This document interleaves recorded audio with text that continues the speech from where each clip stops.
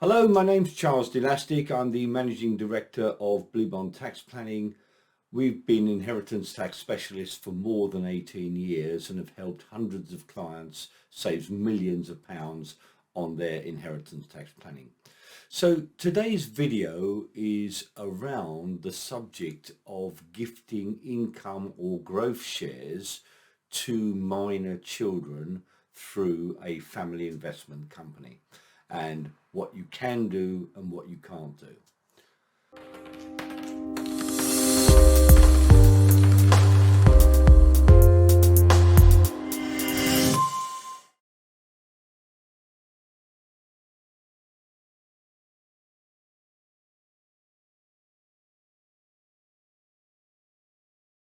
Okay, so welcome back, and today's video is around what the rules are in regards to gifting income or growth shares to minors within a family investment company.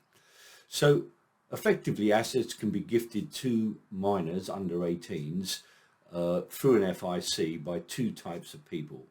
Firstly, their parents, and secondly, anybody else, which includes and usually is grandparents.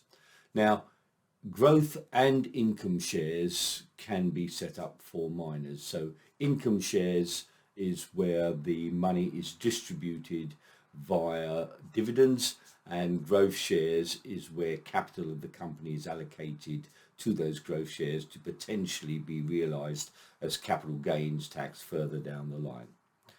So who makes the gifts of the shares has a huge impact upon the tax liability. So firstly, let's cover the gifts into FICs by parents.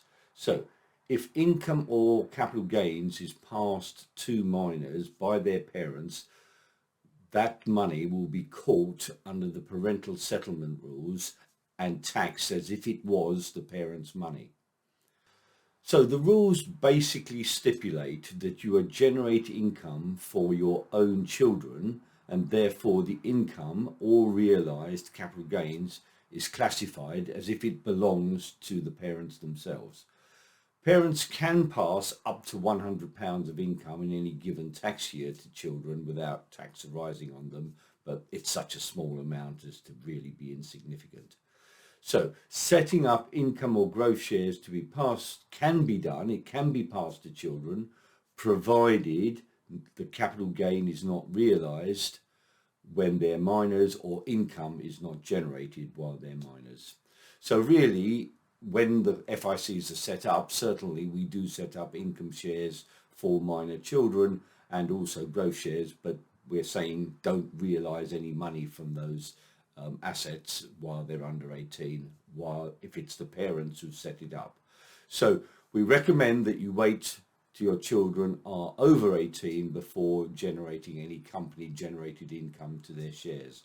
But actually it's not a bad strategy, because if you want to fund your children's university fees, you can let the money grow up in growth shares or in the income shares over time, and then start only paying it out to them once they are over 18.